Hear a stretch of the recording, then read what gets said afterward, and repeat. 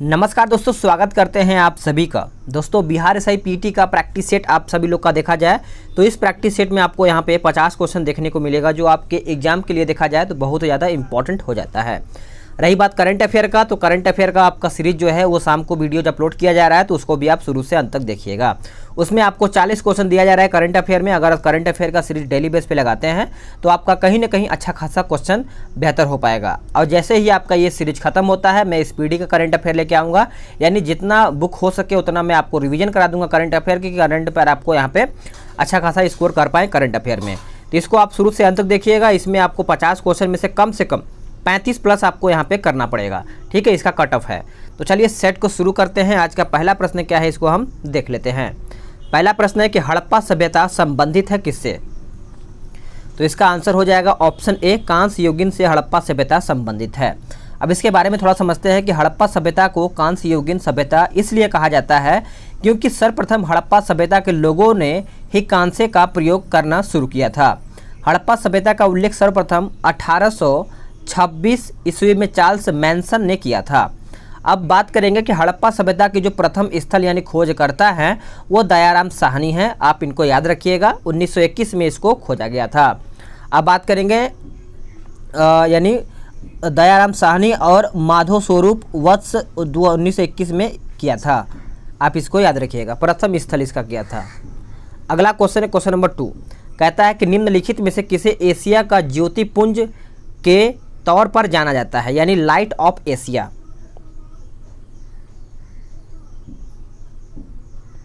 तो इसका आंसर हो जाएगा ऑप्शन दूसरे का ए हो जाएगा, गौतम बुद्ध को ये माना जाता है। आप सभी लोग याद रखिएगा। महात्मा बुद्ध गौतम धर्म के यानी बात करें बौद्ध धर्म का संस्थापक है। इनके बचपन का नाम याद रखिएगा सिद्धार्थ था।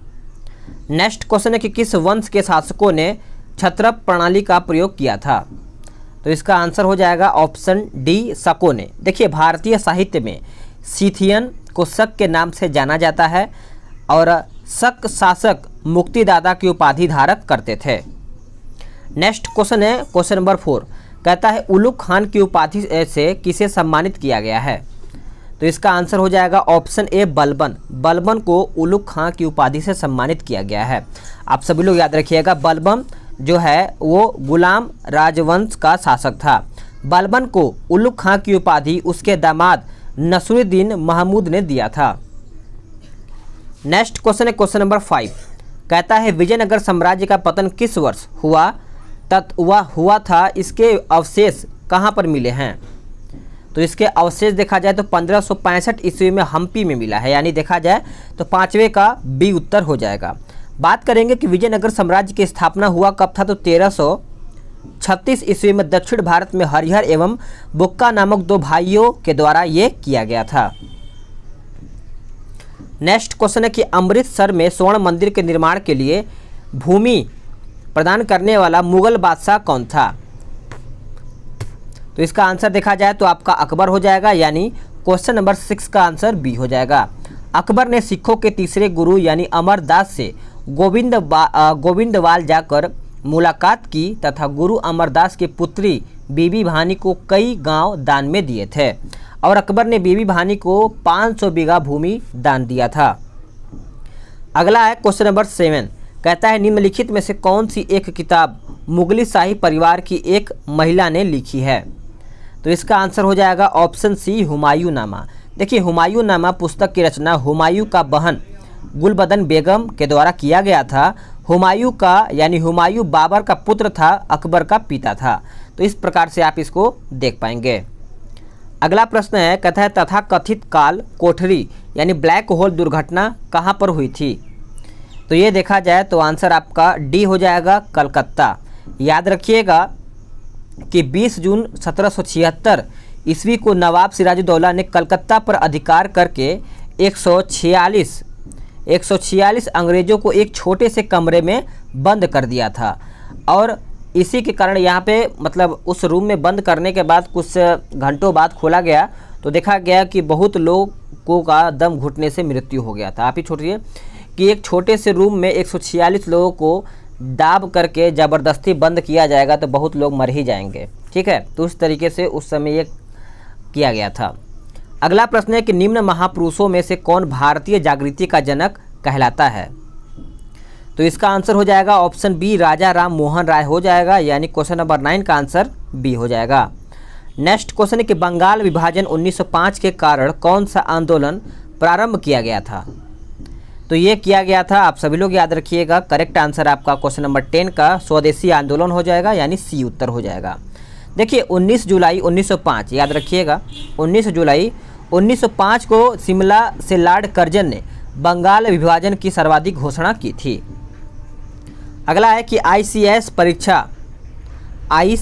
परीक्षा एक साथ इंग्लैंड और भारत में कब लेनी आरंभ की गई है। चलिए बताइए इसका आंसर क्या होगा।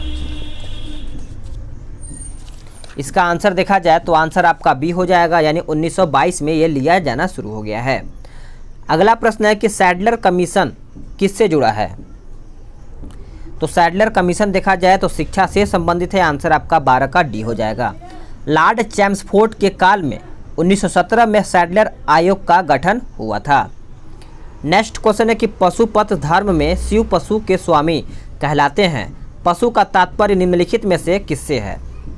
तो इसका आंसर देखा जाए तो डी हो जाएगा, यानी जीव से है। पशुपत संप्रदाय शैव धर्म का एक मत है। नेक्स्ट क्वेश्चन है कि निम्नलिखित चीनी यात्री भारत आए थे। इसका काल क्रमानुसार के हिसाब से बताना है, तो आपका 2, 3, 4, 1 हो जाएगा, यानी फाहियान, सनयुगन, उसके बाद हेनसुआंग और आपका इत्सिंग हो जाएगा। आगे देखते हैं, अगला क्वेश्चन है कि जल का क्वथनांक पूछा गया है। तो जल का क्वथनांक देखा जाए तो वायुमंडलीय दाब पर निर्भर होता है, आंसर आपका 15 का बी उत्तर हो जाएगा। अब आते हैं अगले प्रश्न पे, यानी अगला प्रश्न है 16 नंबर कि एक्स किरणें वास्तव में विद्युत चुंबकीय तरंगे होती हैं, आंसर आपका 16 का सी हो जाएगा। अगर पूछा जाए कि एक्स किरणें की खोज किसने किया था, तो आंसर करिएगा रॉन्टजन नामक वैज्ञानिक ने किया था। अगला है कि यदि एक सरल लोलक का 1 सेकंड में दोलन उसकी प्रभावी लंबाई है एवं g बराबर गुरुत्व जनित त्वरण को यानी समयावधि t का दिया जाता है, तो इसके हिसाब से आंसर देखा जाए तो आंसर आपका डी हो जाएगा। अगला क्वेश्चन है 18 नंबर, कहता है ट्रांसफार्मर कार्य करता है किस आधार पर। तो देखा जाए तो AC के आधार पर काम करता है, यानी देखा जाए तो आंसर आपका ट्रांसफार्मर का ए हो जाएगा। ट्रांसफार्मर एक विद्युत युक्ति है जो AC सप्लाई की शक्ति और आवृत्ति को बिना बदले उसे कम या ज़्यादा करता है। ट्रांसफार्मर का आविष्कार किसने किया था, तो माइकल फैराडे ने किया था। अगला क्वेश्चन है कि चंद्रशेखर सीमा किस पर लागू होती है। तो चंद्रशेखर सीमा पूछा जाए तो सितारों पर लागू होती है, आंसर आपका यहाँ पे 19 का ए हो जाएगा। भारतीय खगोल भौतिक शास्त्री सुब्रमण्यम चंद्रशेखर ने 1930 में चंद्रशेखर सीमा की खोज की थी, ये आपका पूछा जाता है। अगला है कि प्रकाश का अनुप्रस्थ तरंग है साबित करती हुई एकमात्र घटना कौन सी है। तो देखा जाए तो आपका ध्रुवीकरण हो जाएगा, यानी आंसर आपका 20 का डी हो जाएगा। प्रकाश का किसी विशेष दिशा में गमन करने का गुण ध्रुवण कहलाता है। अगला है कि हीमोग्लोबिन में कौन सी धातु होती है। तो हीमोग्लोबिन में देखा जाए तो आपका आंसर ए हो जाएगा। याद रखिएगा कि हीमोग्लोबिन नामक रंजक डाई तथा लौह युक्त प्रोटीन ग्लोबिन से मिलकर बनता है। किसी निश्चित क्षेत्र जैसे तालाब आदि में पौधे व जंतुओं के बीच पारंपरिक संबंध को कहा जाता है क्या। तो इस प्रकार से इसका आंसर देखा जाए तो आंसर आपका बायोम हो जाएगा, यानी ए उत्तर आपका यहाँ पे हो जाएगा। देखिए पृथ्वी पर पाए जाने वाले जीव जंतु तथा पेड़ पौधों को सम्मिलित रूप से बायोम कहते हैं, अर्थात सभी पारिस्थितिकीय तंत्र के समूह को बायोम कहा जाता है। अगला क्वेश्चन है कि चींटी के कितने पैर होते हैं। चलिए बताइए। चींटी के देखा जाए तो 6 पैर होता है, यानी 6 पैर होता है, आंसर आपका ए हो जाएगा। चींटी के सभी 6 पैर उसके वक्ष यानी थैरेक्स से जुड़े होते हैं। अगर बात करें वक्ष चींटी के पेट का मध्य भाग होता है। अगला प्रश्न है 24 नंबर, कहता है एक भारतीय हाथी के बच्चे का वजन कितना होता है। तो लमसम देखा जाए तो आपका यहाँ पे 24 का देखा जाए 24 का तो आंसर सी हो जाएगा। 100 किलो यानी 1 क्विंटल से देखा जाए तो 1.5 क्विंटल लमसम यहाँ पे देखा गया है। विभिन्न प्रजातियों का वजन अलग अलग होता है, आप इसमें देख पाएंगे। ठीक है, और हथनी का जो गर्भ व्यवस्था होता है वो लमसम देखा जाए तो 22 महीने का होता है। अगला क्वेश्चन देखेंगे 25 नंबर, कहता है कि रक्त को जमाने में कौन सा प्रोटीन उपयोग में आता है। तो इसका आंसर देखा जाए 25 का, तो आपका यहाँ पे उत्तर ए हो जाएगा, फाइब्रिनोजन हो जाएगा, यानी ए उत्तर आपका यहाँ पे हो जाएगा। फाइब्रिनोजन प्रोटीन का निर्माण यकृत में विटामिन ए की सहायता से होता है। अगला है एटीपी।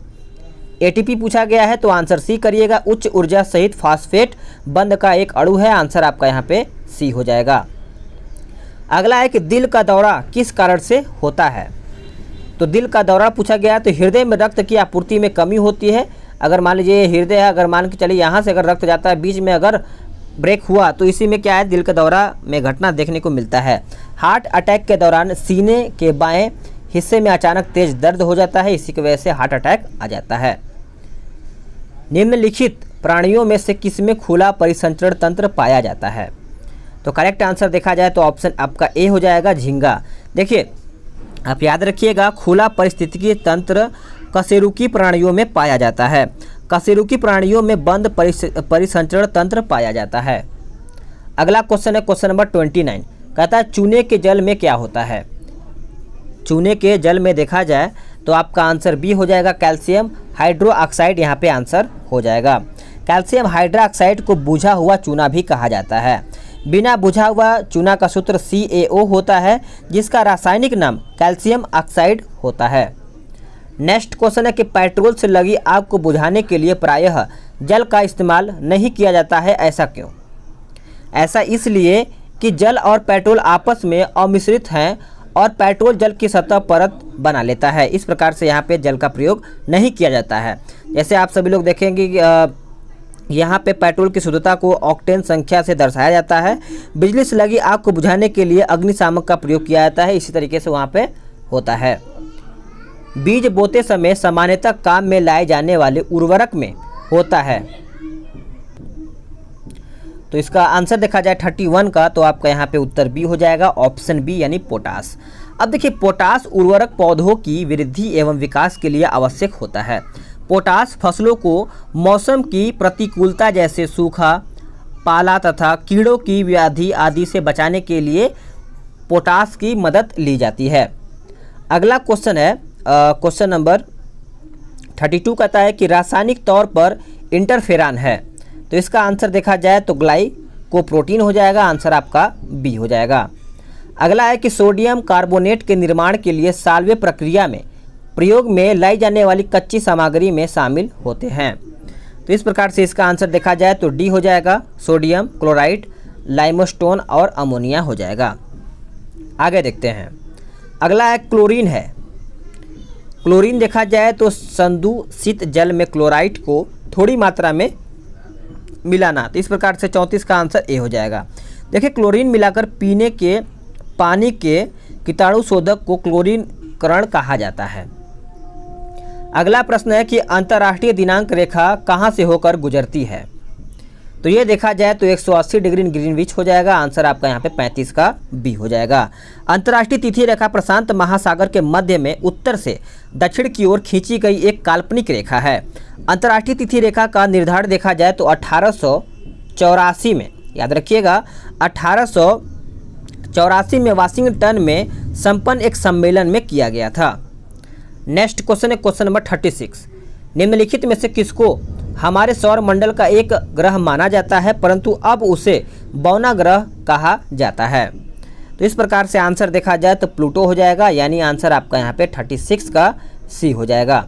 अगला क्वेश्चन, सागर में भूकंपीय लहरें किस नाम से जानी जाती हैं।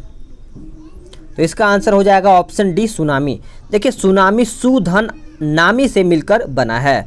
सु का अर्थ होता है तट तथा नामी का अर्थ होता है लहर, तो इस प्रकार से आप इसको समझिएगा। गल्फ स्ट्रीम क्या है, चलिए बताइए। गल्फ स्ट्रीम पूछा गया है, तो इस प्रकार से इसका आंसर देखा जाए तो क्या हो जाएगा, आंसर 38 का बताइए। आंसर आपका सी हो जाएगा, महासागर की एक गर्म धारा, यानी देखा जाए तो आंसर यहाँ पर 38 का सी हो जाएगा। गल्फ स्ट्रीम जलधारा में 3 धाराओं को सम्मिलित किया जाता है। अगला है कि प्रत्येक ज्वार के आने का समय अंतराल पूछा गया है, तो इसका आंसर डी हो जाएगा। 12 घंटे 26 मिनट हो जाता है। समुद्र जल यानी समुद्र का जल एक दिन में 2 बार एक निश्चित समय के अंतर ऊपर उठता है और नीचे गिरता है। अगला प्रश्न है कि प्रातःकाल काफ़ी मात्रा में ओस बनने का कारण क्या है, तो इसका आंसर देखा जाए तो ऑप्शन सी हो जाएगा। यानी साफ आसमान और शांत हवाएं। इस प्रकार से 40 का आंसर सी हो जाएगा। देखिए, प्रातःकाल वायुमंडल का तापमान भी काफ़ी कम होता है, जिसके कारण वायुमंडल में उपस्थिति जलवाष्प संघनित होकर ओस को बूंद के रूप में परिवर्तित हो जाता है। अगला प्रश्न है कि किस प्रकार की मिट्टी में कार्बनिक पदार्थों की अधिकता होती है, तो इसका आंसर देखा जाए तो जलोढ़ मिट्टी हो जाएगा, यानी 41 का आंसर बी हो जाएगा। भारत के सर्वाधिक क्षेत्र में जलोढ़ मिट्टी पाई जाती है, लगभग देखा जाए तो 22% आपका यहाँ पे हो जाएगा। सतपुड़ा तथा विंध्याचल के मध्य कौन सी नदी बहती है, तो इसका आंसर देखा जाए 42 का तो आंसर आपका डी हो जाएगा। नर्मदा आपका यहाँ पे आंसर हो जाएगा, आंसर आपका यहाँ पे डी हो जाएगा। तो आगे देखते हैं अगला प्रश्न क्या कहता है। कौन सी अक्षांश रेखा भारत के मध्य से होकर गुजरती है, तो सभी लोग याद रखिएगा 23 डिग्री उत्तरी अक्षांश रेखा हो जाएगा, यानी सी उत्तर हो जाएगा। भारतीय जलवायु कहलाती है क्या, तो भारतीय जलवायु देखा जाए तो उष्णकटिबंधीय हो जाएगा, यानी 44 का आंसर ए हो जाएगा। भारत की जलवायु उष्णकटिबंधीय मानसूनी है।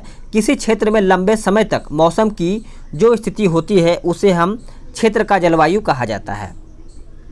अगला है कि पाक स्टेट किसके बीच स्थित है, तो पाक स्टेट देखा जाए तो बंगाल की खाड़ी और मन्नार की खाड़ी हो जाएगा, यानी आंसर आपका 45 का ए हो जाएगा। पाक स्टेट भारत और श्रीलंका को अलग करती है।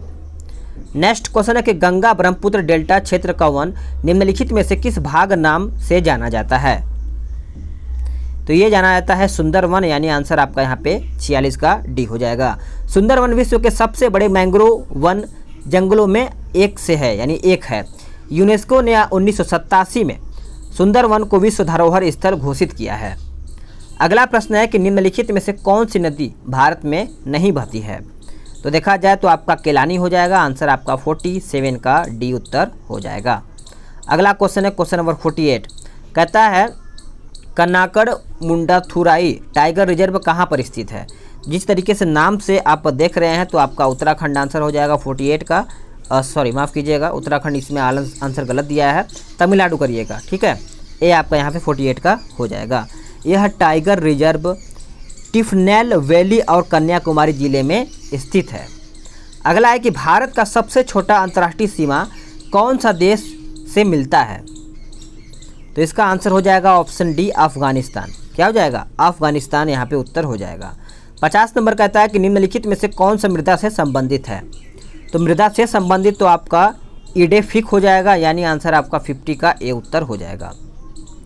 तो फ्रेंड्स, आप सभी लोगों का यहाँ पे 50 क्वेश्चन समाप्त हो गया। वीडियो को लाइक करिए, शेयर कीजिए और अपना स्कोर जरूर बताइएगा कि आपने कितना स्कोर किया है। करंट अफेयर जल्द ही आएगा शाम में, तो आप करंट अफेयर जरूर लगाइएगा, ठीक है। फिर स्पीडी में शुरू कर दूंगा, स्पीडी का मंथली वाइज, उस पर आपको बहुत अच्छा खासा करंट अफेयर कंप्लीट हो जाएगा। तो चलिए मिलते हैं एक नई वीडियो में, तब तक के लिए जय हिंद, वंदे मातरम।